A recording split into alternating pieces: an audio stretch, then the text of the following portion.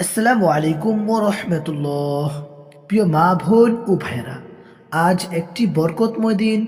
আজ শুক্রবার, আর আজ শাবান মাসের 3 তারিখ। শুক্রবার হলো দোয়া কবুলের শ্রেষ্ঠ দিন। শাবান হলো গুনাহ মাফের প্রস্তুতির মাস। আজ আমি আপনাদেরকে এমন একটি খুব ছোট কিন্তু শক্তিশালী দোয়া বলবো, যেটা মাত্র 3বার পড়লে আল্লাহর রহমতে আশা করা যায়, গুনাহ মাফের আশা করা যায় ইনশাআল্লাহ। প্রিয় দর্শক, শেষ পর্যন্ত মন দিয়ে শুনুন, কেন আজকের দিন এত গুরুত্বপূর্ণ।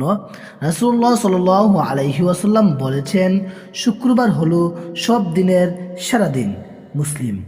আর শাবান মাস সম্পর্কে নবীজি সাল্লাল্লাহু আলাইহি ওয়াসাল্লাম বলেছেন, এই মাসে মানুষের আমল আল্লাহর কাছে ওঠানো হয়। নাসাই। অর্থাৎ আজকের দিনে দোয়া করলে কবুল হওয়ার আশা অনেক বেশি। আজকের বিশেষ দোয়া মাত্র একটি দোয়া। এই ছোট দোয়াটি পড়ুন, রব্বি গফিরলি ওয়া তুব আলাইয়া ইন্নাকা আনতাত তাওয়াবুর রহিম। অর্থ, হে আমার রব, আমাকে ক্ষমা করুন, আমার তওবা কবুল করুন, নিশ্চয়ই আপনি বড় তওবা কবুলকারী, অতি দয়ালু। কতবার পড়বেন? আজ শুক্রবার যে কোনো নামাজের পর অথবা আসরের পর সবচেয়ে উত্তম। মাত্র 3বার মন থেকে পড়ুন, তারপর নিজের বাসায় ক্ষমা চান।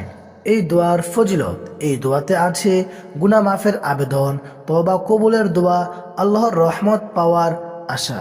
রাসূলুল্লাহ সাল্লাল্লাহু আলাইহি ওয়াসাল্লাম নিজে দিনে বহুবার এই ধরনের ইস্তেগফার করতেন। আমি দিনে 70বারের বেশি আল্লাহর কাছে ক্ষমা চাই।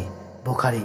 তাই এই দোয়া পড়লে গুনাহ মাফের আশা করা যায় ইনশাআল্লাহ।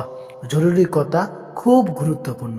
আমরা বলি না নিশ্চিত সব গুনাহ মাফ, আমরা বলি আল্লাহ চাইলে গুনাহ মাফ করবেন, কারণ ক্ষমা আল্লাহর রহমতের উপর নির্ভর করে। শেষ কথা, প্রিয় ভাই ও বোনেরা, হয়তো আজকের এই শুক্রবার আপনার জীবনের সবচেয়ে গুরুত্বপূর্ণ শুক্রবার হতে পারে। আজই আল্লাহর কাছে ফিরে আসুন। এই ছোট দোয়াটাই আপনার নাজাতের কারণ হয়ে যেতে পারে। আল্লাহ আমাদের সকলের গুনাহ মাফ করুন। আমিন ইয়া রব্বাল আলামিন।